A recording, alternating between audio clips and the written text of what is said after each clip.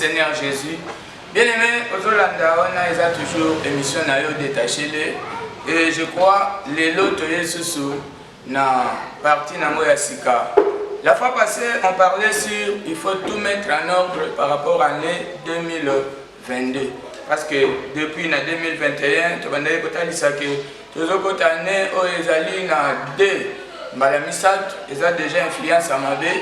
C'est que tout ça qui est émission Yasuka, tout ça qui na thème na yango ils ont intitulé tout quelque chose nous sonaye na mulongo. C'est que arranger vie nae parce que tu éviter futur réseau réservé ni pour nabiso. Alors tu ne peux pas là que ndenge to koti déjà yango. Je crois aux témoins aux Hollandais partout. Alors les lots ne te zo matali susu. Na thème to lito le bela lelo le temps de la fin. Parce que tu as dit ça que toujours qu'il y a un moment difficile. Alors, moment oyo est prophétique. C'est pourquoi le roi Nzambe a passé ce temps. Il y a eu Kolanda Biso. Na lingi, et si vous avez même une minute, vous pouvez vous soutenir Sambeli. Nzambe na idi na bala. Oza mokeli, mosungi pe mobateli. Pour accorder biso encore un moment na tongo oyo. Na pourquoi partout où tu as Kolanda Biso na temps Kolanda, c'est que c'est favorable pour naie. Tika loboko na yo e monana, lipata na yo e zipa. Bomo ya moko na moko ezwa faveur na yo na bebisi misala ya monguna na bwaki ya mona moto. Présence na Nzambe ezala continuelle na vie ya moko na moko na kombo na Yesu. Amen. Merci de partout vos ita à Kolanda Biso. Alors, les lots, je crois, vous avez très bien l'émission détaché les émissions oyo eza ya bofungwami parce que to pesaka sens na yango Jésus ndi apesaka ordre bokende bokuta mutu akangami bofungola ye. Alors pourquoi alobaki il faut bofungola? C'est parce que alingaki akota na Jérusalem esika kende bosepela. Alors a préféré que avant sepela parce que mission na ya ki na mokili et yaki bo alongola bato na passe. C'est que passe à liboso eza kokata boum au diable à kotisi biso de façon que mutu akoma ya Nzambe clairon ndenge ezobeta mutu amakana lola. Alors talaki que akokota na Jérusalem akende bosepela te aussi longtemps que bato musu bazana ya okangama yango tango bakomi pembeni yango mbase que po ba descendre bakoma Jérusalem atindi ba disciple na ye po amonaki déjà na musika ne kwaza ya kokangama. C'est que kuna balobela ki banyama, c'est pourquoi on peut traverser balamoko au lieu de le banyama. Les gens n'ont pas banyama, ils ont battu. Alors, dans mon moment de biso siko, c'est que n'a évité au cause de la difficulté spirituelle, au cause de la difficulté charnelle, c'est que Jésus a eu pour nayo. Ndi apesa ki biso ordre wana ke détacher les kende fungola esinga. Pour dire que nengozola nanga siko, n'importe quel problème aux anayango, il y a que Jésus a eu pour nayo.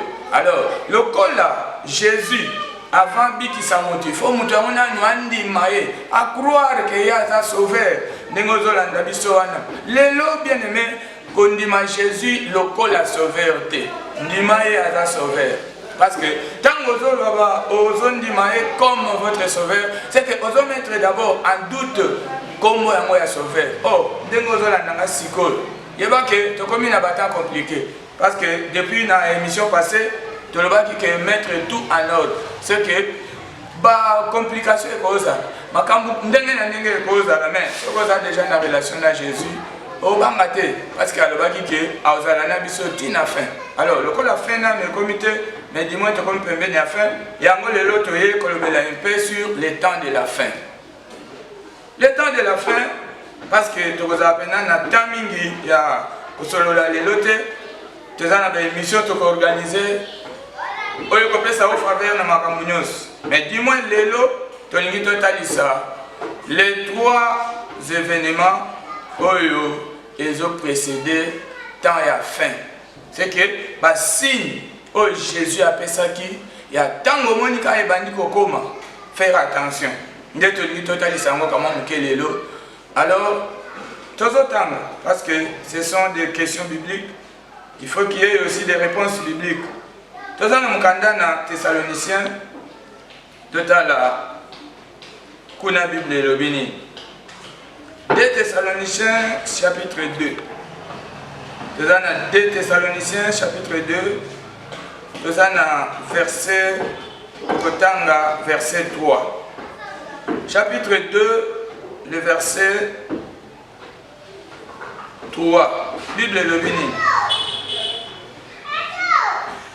Naza na Bible Oezali version la parole vivante. Ne laissez personne de vous tromper par n'importe quel mensonge. En effet, ce jour n'arrivera pas avant la grande révolte contre Dieu. Les mauvais, celui qui est condamné, doit d'abord se faire connaître. L'ennemi. C'est que, il y a des choses. Il faut te comprendre facilement. Yango, nazolinga, tozonge la score, na version, na biso penao, peut-être yoza nango kuna. Na Louis II, te comprendre clairement qu'est-ce que la Bible nous dit. 2 Thessaloniciens, chapitre 2, le verset 3. Bible le dit clairement que personne ne vous séduise d'aucune manière. C'est que nous avons que séduction est quoi. Alors, à prévenir biso déjà pour nous vivre, pour comprendre le temps et ça comment. Alors, que personne ne vous séduise d'aucune manière, car il faut que l'apostasie soit arrivée auparavant. Qu'on ait vu apparaître l'homme du péché, fils de la perdition. L'adversaire. C'est que, événement à l'Iboso, comme il n'a pas de temps et à fin déjà, il faut apostasier. Apostasie, c'est quoi? Apostasie, c'est juste moutou ko perdre de foi. Ko perdre de foi, il a dit c'est que moutou azala qui ko sambela. Azala qui condima Jésus. Aïe pas dit que Jésus a un mobikis. Mais, aïe beaucoup à un moment, moi doute et côté. Il y a une apostasie. Apostasie, et pour y a pas païen. C'est que pour païen, tu es déjà à Zamoutoasa la Kamabé. Païen, à Zamoutoasa, déjà dans la vie, biso ba chrétien, tu sais pas la nangote. Alors, apostasie, ce qui est naissance, c'est que païen de baïen na yango. C'est que les chrétiens mon côté. C'est pourquoi le diable, qu'est-ce qu'il va faire? Le diable s'est introduit parmi nous. Na kati ya bana na Nzambe. C'est que le diable a eu molimo ya ye ya mabe, ya ni pengui. Alati ba oyo baza soi-disant bana na Nzambe. C'est que okuta mutaza ki mwana na Nzambe, mais elle pouvoir ya mal côtier. A comment proposer ba acte moko oyo na bato bazala ki ko croire que Nzambe azala ka travers ba tali ba acte moteur asala ba non c'est que Nzambe ngo azate et juste ça kaka pour créer kolongo la foi na kati ya bandeko. C'est pourquoi bien aimé na moment to komi Zala branché na Jésus. Luc d'abord peut que Zala na relation na yo moko complète na Jésus. De façon que, parce que la Bible est lobby, dans le moment où dans le Nouveau Testament, pour qu'on ne les pas à Jésus, et ça c'est une barrière. Oh non, il faut qu'un pasteur n'y a comme il ne pas à Jésus. Non, pasteur quand on a dit que la Bible est allée au temps de l'Obananzambe, au côté église, au commission Nzambe, au sali ba makamnyo so Nzambe azosenga na mutu kosala offrande na yo pesa nyonso ya yo pesa mais dis-moi aux autres tirer attention parce que la Bible le dit que personne ne vous séduise d'aucune manière. Apostasie ekoya na nzela kaka ya bato basambelaka omona mutu makambo akomi kosala otali mais oyo pasteur na yebaki wana te oyo si prophète na yebaki wana est-ce que comment ça bien aimé Bible le dit que il faut yango ekoma so yango ekomité moyen bato va perdre des fois et kozala te parce que soki apostasie eza te veut dire Jésus a ozonga te mais du moins dans moment toza déjà omona babilembo nyonso esi ekokisami c'est que tokomi na temps ya Jésus kozonga yango okobanda komona apostasie et qu'on crée une méthode belé c'est que ma bé comme atana niveau incroyable au kokuta ndenge tozo mona lelo o mona mutu peut-être la banda côté ya yo oza très sûr na ye que oyo benaza un homme de Dieu un serviteur de Dieu ndenge ba misana koloba un oint de Dieu mais oye komona makambu we asali yaya tango moni biloko ya boy kozala ta nesengo kolanda yango te. Parce que eza méthode du diable azo salela de façon que alembisa kondima na yo. Eza méthode du diable azo salela de façon que a compliqué vie de prière na yo. Et d'ailleurs, eza système diable apesa kabango de façon que tango moni asali mabe ba publier yango mabe wana ndenge yango yo tambola batu ndenge bakolanda yango. Après quelques temps, il y a une élévation.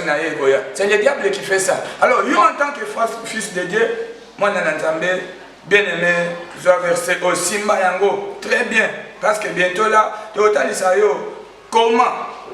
C'est que le mouvement de Bosso, tu as vu l'apostasie, il y a mis balai, il y a dit apparition, il y a impie. Il y a péché pendant confirmé. Tina cher. Cher veut dire, Tina Katia Baoba Hotel. Et je crois qu'on a les lots, ceux qui ont talé dans le monde entier. Partout, partout. Oh mon anamboka boy, serviteur de Dieu, talma ambassade. Oh mon anamboka kuna, serviteur de Dieu, talma ambassade. Bien aimé, ne vous étonnez pas. Ce sont des choses qui doivent. Bible le dit, il faut et il y a. Parce que ce yango était, Jésus a voyagé. Alors, problème c'est qu'on a yo mon ananzambe, oyo yebi liloba nanzambe, il faut que yebake makambo yo. Ils ont déjà tant et à ma bé commis. Oh, na tant oyo mon ndenge tant et commis ma bé. Diable a aussi la méthode de Nios, tant charnel que spirituel, à neutraliser Bananzambe. Je crois, ceux qui ont dit la vidéo na biso il y a 2021, na 2020 na suka. Okoyo katobande ko lobela sur Apocalypse, Bible le biliwa et koya. Parce qu'il faut éliminer un tiers de la population. Alors, l'élimination est comme ça. Et ça n'a pas méthode de belé. Alors, pour que le diable ait réussi, on a pu éliminer il faut utiliser l'homme de Dieu. Nous avons peut-être oh grand pasteur, mais avec un bêta bombe, et ça juste pour foi n'avoir l'emba. Tant que monde qui a Satan et Zobé Taïzoayo. Mais nous avons déclaré qu'il attaque au basi va classer parmi. Et ça qui déjà classé parmi bah oh il faut pas kende.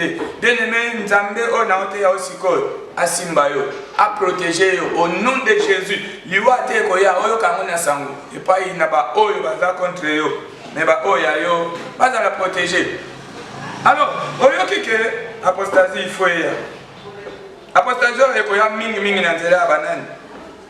Nalobaka toujours tant qu'on a une émission zala na moi stylo parce que stylo wana ozo koma ba verset biblique parce que verset na mwana ndeli loba na Nzambe verset vandi na kati ya Bible c'est la vraie prophétie ko changer méthode de terrain yango mutu lelo akope so prophétie Nzambe ebisingabo osutuki pe lobi aye na forme mususu ya prophétie contre o alobaki liboso e bandika lelo te atati na Bible Tomoni, Nzambe atindi musakoli kende Sézéchias lelo apesa ordre nanda kunya beaucoup. Nzambe mutatinda ki mais après quelque temps kaka Nzambe wana azongisi ko kende ko ebisaye akufate na bakisi 15 ans. C'est comme que ça peut changer de temps à autre. Mais la parole de Dieu échangera té. Tikali intact bongo. C'est que c'est la meilleure prophétie. Oh il faut mutwa landa.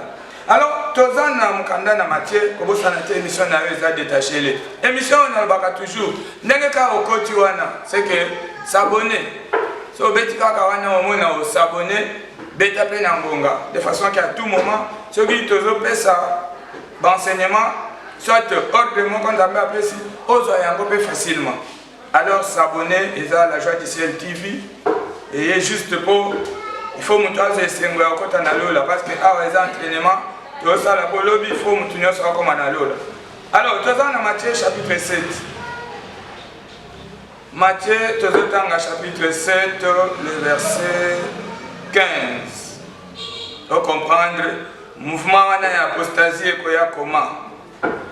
Chapitre 7, le verset 15. Gardez-vous des faux prophètes. Voilà. C'est que l'élément principal au Pendé, quand il apostasie. Na mokili oyo ministère prophète oyo ko ya penza oyo diable a utiliser plus eza prophétie. Bien aimé, toyebi eza français prophétie. Toyebi que toza na saint ministère pastorat. C'est que bamusu baza ba pasteur bamsuba prophète, bamsuba apôtre, bamsuba évangéliste, bamsuba docteur.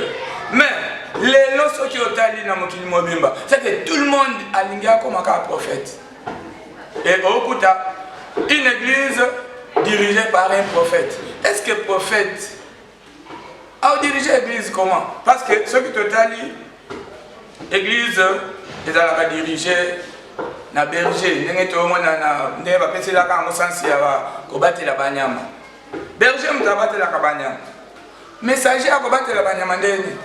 Bon, messager yeba nande prophète. La bouche de l'Éternel. Alobaka on nzambe ebisi. Et nzambe ebisaka nga kapone sika mongo te. Ndeni naza sikobo.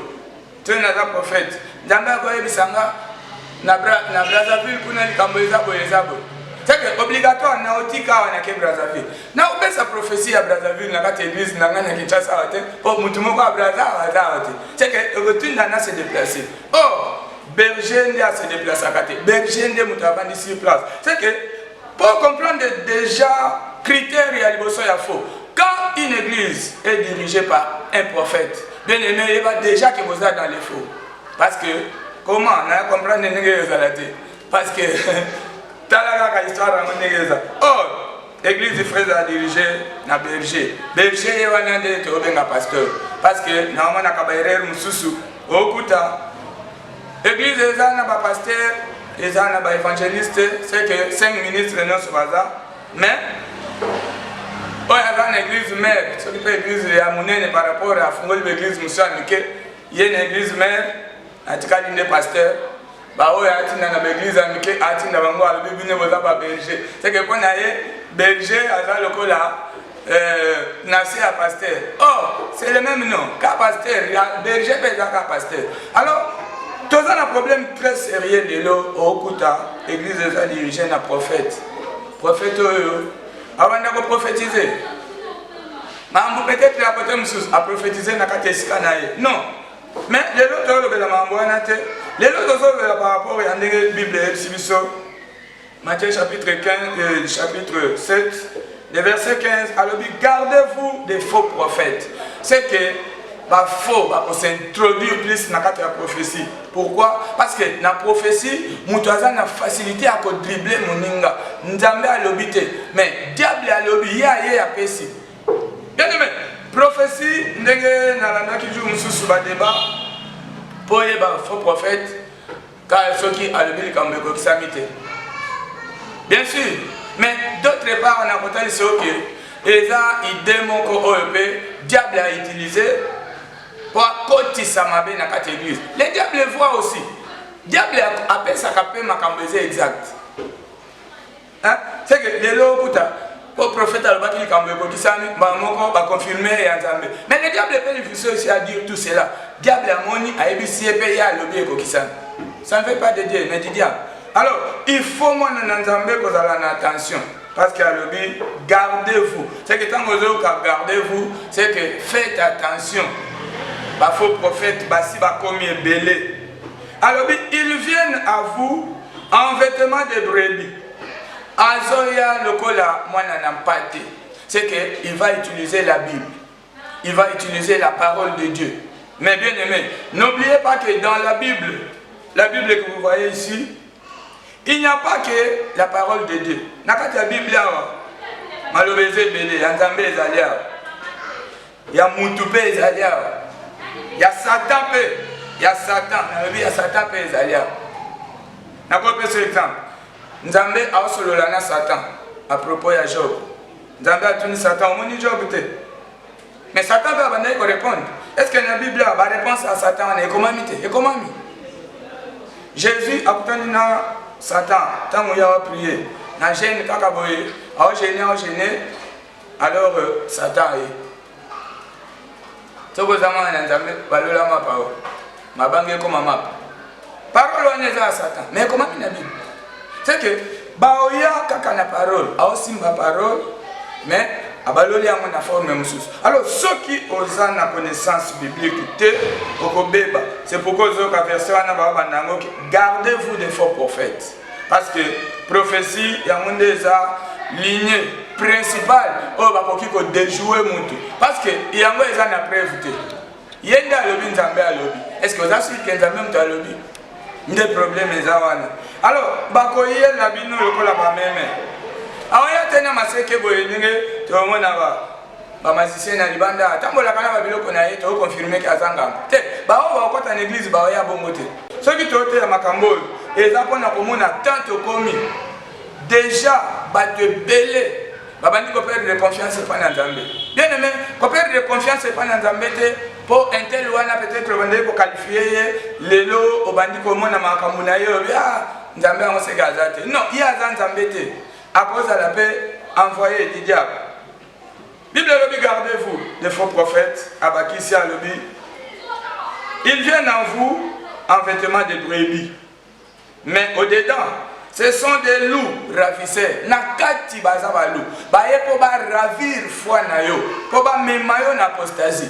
Baye po ba ravir méthode na yo. Confiance na yo pa na Nzambe. Ba longola yango. Ba poser confiance na diable. Oyo bango ba ko utiliser. Diable azo utiliser bango po ba détruire bateau. 16. Alobi, vous les reconnaîtrez par leurs œuvres. Yaya, ata abatami okoyeba ye kaka. Lelo zo omona nyonso wana ezoyebana parce que deux missions eza wana. Nzambe appuyer makambo ya bongo emonana de façon que yo comprendre que azalaka faux. Mais d'autre part na côté na ye, diable a appuyé makambo ya bongo esalema. Po tango batu baobana kolanda yango, nombre ya ba vie oyo baolanda makambo wana nde nombre ya dimension ya élévation na ye. C'est que le diable a élevé dans sens one. Parce que comment expliquer tous les tabacs biloko lokola ya ba oh cette step ba moni mutu mutakala na ye bimi bakende ki bangomi balena mwasina. Est-ce que tant moi c'est au film ye mutu a monate. Comment autoriser bima? C'est que les techniques diaboliques autorisées par le diable pour aimer ma apostasie na vie ya bana na Nzambe. Yo zama na Nzambe na mutu otindele ba image ya bongo. Funda ye pa Nzambe parce que aza canal ya komema on apostasie aza canal ya kolongola yo na bon Nzambe d'où Bible lobi attention avec bato ndenge wana vous les reconnaîtrez par leurs œuvres misala na bango nde ekokende kotalisa yo bango lelo tozana misala ebele surtout na domaine ya prophétie nde na mandaki kolanda ndeko mususu azopesa ba histoire ya manki on apesi batu bambongo yozala aveugle yozala bo aye na bango église au nom de Jésus allez yo molimo ya handicap bima mutu atelemi abandi kotambola o mutu makolo minene bo avec mutu aboite abotami boite makolo minene bo ka bandi ba démarche bango ba ya mutu atambola ya eza makambo eza na mokilo c'est que tromper vigilance na yote. Ce sont des faux. Alors, tu vois, il misala na bango. Et d'ailleurs, les obima ebele. Comme on a mususo. Oh, comme il voyait, non. Le col a tout le monde qu'on a rendu à Kinshasa.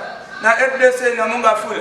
Nde comment on va passer un bon week-end aux le col avec. Aller même bon à une église, le col avec le pasteur assemblé. Et tout ça, c'est pour captiver les faibles. Tant que vous avez une faiblesse au monde, ça, au pénal grand serviteur de Dieu. Au Kangami wana, a bloqué étoile na yo ko bébé la peka wana.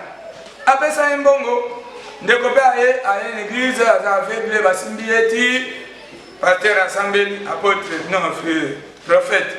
Assemblée, monsieur Fungwami. Yamanki onasiko. Omoni na mona papa. Oza avec les depuis quand papa abanda na botami batuni pe maman na ye pe corrompu moi na botami ka albi papa nanga abotami kaka bongo nde pasteur azo simba mushwa ozo mona na omona ezani elamba couleur nino na omona ngo chocolat yo oza avec le botami kaka avec oyo bala ki chocolat na ba rouge na ba bleu kuna na libu mama c'est que omona ke eza méthode du diable azo utiliser pour déstabiliser banana Nzambe. Yo zamana Nzambe Bible lobi gardez-vous des faux prophètes. Abakisi a lobi boko yeba bango na misala na bango. Azo ya kotuna recueille-t-on des raisins sur les épines. Yaya pour dire que bamusu balo bakanga na ke kuna ndeko sambe. misala na ye etalinga te baotuna ke recueille-t-on des raisins sur les épines. C'est que esika nzete eza ya mabe jamais mbuma malamu ekomona yo za ya malamu Bible elobi sortez du milieu d'eux. Tant omoni ka événement ya bongo ya sort, c'est une façon on Nzambe atalisi pour sauver âme na yo. Mais ceux qui déjà ont envoûté parce que mouvement wana esalemaka ezalaka suivi na envoûtement avant moto akoma bongo, c'est que bapesi force ya envoûtement akoenvoûte yo okoyoka mais okondima te. Un bon arbre ne peut porter de mauvais fruits. Nzete à mabe et botaka mbuma mabe. Jamais nzete à mabe et botaka mbuma madame. Biso tozalaki na papa oyanga ala kisinga liloba na Nzambe aidi na bala. Bien aimé, ti na ndenge papa yanga yoana akoti mabele. Ah, na ebite bo. Lelo ata réveil yango tozali. Mais heureusement, on est là qui réveille, c'est pas quoi les pentecôtistes. Mais biloko ya réveil il y a qui ndo kipenda parce que on est là réveil ya mabe, c'est que ba fungoli ba tumisu na ndenge ya anuka oyo ba lumière ya ténèbres nde toza na ngolelo. C'est que bato zo mona bazo ka liloba na Nzambe mais ils ne tiennent pas compte ya liloba na Nzambe. C'est pourquoi Bible lobi baza balu baboya lokola ba meme. Alors mission na bango ezani ezaka ya komema batu ba perdre foi et pas na Nzambe. C'est pourquoi au mona mutu asambelaka a commandé fana ya pasteur. C'est que biso tant tozokola na ndimeli sika na Nzambe malamu afana comme pasteur. Ah ya lokola nanu na mona tamukolo moko te na yo kapi tamukolo moko te papa ameli masanga papa salut. C'est que so yebisinga na ondimate. Pourquoi? Parce que Saint-Esprit peut azo confirmer nga. Mais le problème à l'église tozana ngolelo moi na Nzambe osambela azana besoin de Saint-Esprit te. Ya azana besoin celui kambo monani aluka pasteur na ye. D'ailleurs Bible lobi voici les miracles qui accompagneront ceux qui auront cru. Ondimeli Nzambe ndenge ozalelo. Ya ata yo moko na ndako. Vous êtes capable d'espier ou pas mêler parce que tu as le Saint-Esprit, tu as aussi la puissance soigneuse, le sang de l'agneau, oh et ça la kamakamo, et vandi pekatinayo. C'est pourquoi bien aimé, alobi faire attention, keba na bango. Mission na bango des anines, total un peu na acte des apôtres, parce que tout ça na kati ya makomi, total Israël, oh éviter, oh keba. De père que il y a des choses que tu dois faire. Acte des apôtres, tu dans le chapitre 13, le verset 6.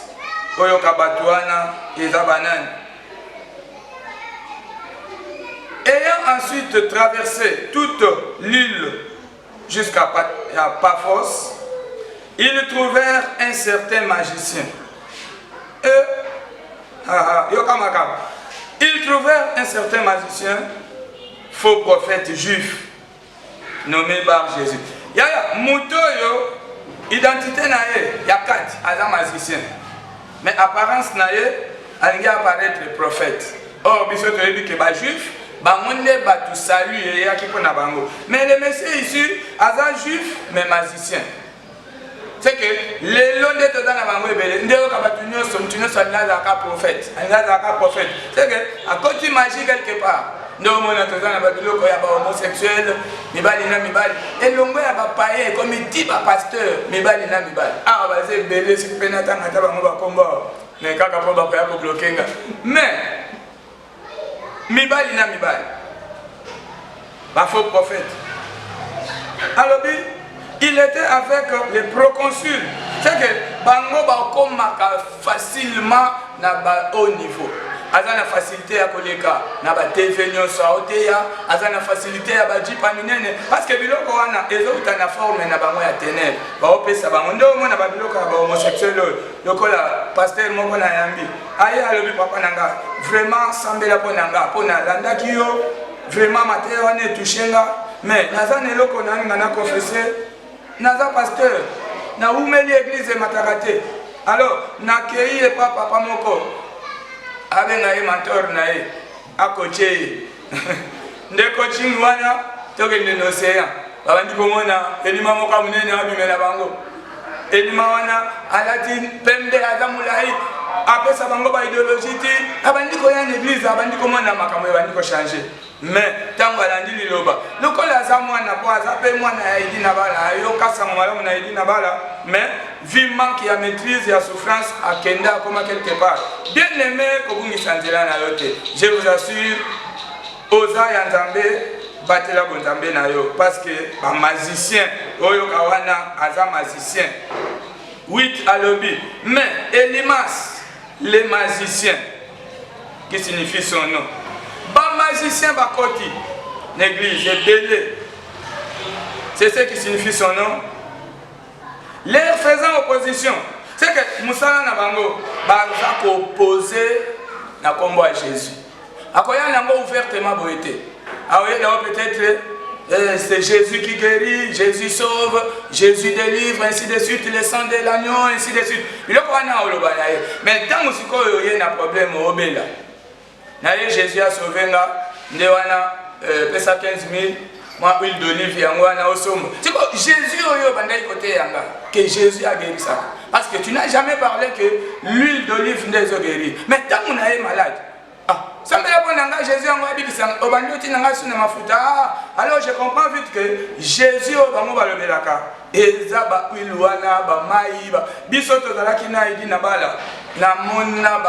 asali campagne c'est que bozo lokota ba kiti ya ba handicapé eza loko handicapé te ya mutama makolo minene handicapé eza o makolo eza kokonda c'est que abwaki vélo na ye aotambola omona koti on dirait mutu alangwe omona aveugle afungwa mimiso amoni lokola jour moko papa moko lelo pe akoma grand pasteur na biso nzambe malamu azalaki liboma sikoyo tango asambeli agandia abandi kotuna bato est-ce que mutu nanga ezali mutu nanga ezali c'est que abandi ko se comprendre de thème au sentir mouvement moko ya changement ya opesa bato mbongo banda ko non alors bato ya manque na bazana mission nakati bazande ba magicien ils ne sont pas des pasteurs lokola mutu yoki ke aza magicien mais azo apparaître lokola prophète. Pourquoi apparaître lokola pasteur te ka prophète? Parce que na prophétie facilité à dribbler bato ezali.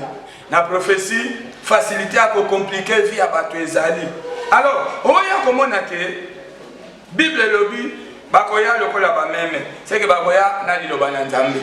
Mais Nzambe na été ya karata en église nanga que Dieu c'est un nom commun. Parce que diable pe abenga ma pe Nzambe na ba basalela bae. D'ailleurs, jusqu'à ti babenga kayepe ange de lumière pour azalaki ange de lumière. Ayana moki, mais lumière moko ya nuka. Ozo kamikolo ba service ya ba nuka et zabiloko o ya ba mami wata. Tozi ba complication na yango belé tozo ya ba batu na biloko wana. Alors, tangu bazoya lokola ba meme, ba oya comment? C'est pourquoi ozo verset moko 2 Corinthiens chapitre 3, le verset 15, parce que tu vas dire que tu chité. Dans 2 Corinthiens, chapitre 3, tu as verset 15. Chapitre 3, le verset 15. Bible le Binabisoboy. En effet, jusqu'aujourd'hui, chaque fois que les Israélites lisent les livres de Moïse, un voile couvre leur cœur. Mais chaque fois que les gens se détournent vers le Seigneur, le voile est tombé. Le Seigneur, ici, c'est l'Esprit Saint. Et quand l'Esprit du Seigneur est présent, la liberté est là. On comprend que balobi bazoye la biso lokola ba meme. C'est que bazoye la biso kaka liloba ya Nzambe. Mais liloba yango na fait au Moïse. Sacerdoce c'est changé déjà. Pour ce que na Hébreu okutake chapitre 7 verset 12 alobi le sacerdoce a changé. Il y a nécessairement changement de la loi. Les lois toko servir Nzambe lokola Moïse li soute parce que Moïse abandai comme mabatu na Kana. Jésus a même habité dans le paradis. Qu'on confonde l'été, na Noé. A matisi batu na boîte. A même pas mon il part. C'est que au côté église musupea, oza na kati ya boîte tuti, au kende ko sutuka oza boyeka na kati ya mabele pe ya passe toujours. Ya ya, arche de Noé et même abatu e pas été. C'est pourquoi oza na batu mususu au monde, basambeli ti asili sifi kaka. Ya passe toujours. Tant la batu babimi na masuwa ya Noé, mais fin de compte Noé abimi ka boina ite akolona ba masanga. Abani masanga pe passe yango ezonge. C'est que malgré ça na kati ya boîte, mais aza toujours na idéologie ya passe. Non, toza na 3 temps.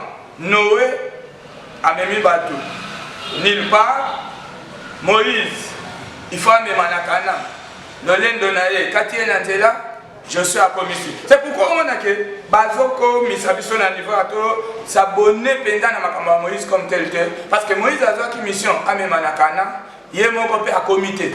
Et imaginez, parmi Batunion Abimaki na Bango, Abimaki na plus de 600 000 hommes pieux. Mais parmi les 600 000, Nakana va au Kotakadi. Pour dire que les évangiles n'ont pas la malédiction Nakati. Il fallait que le sacerdoce s'est changé. Moïse,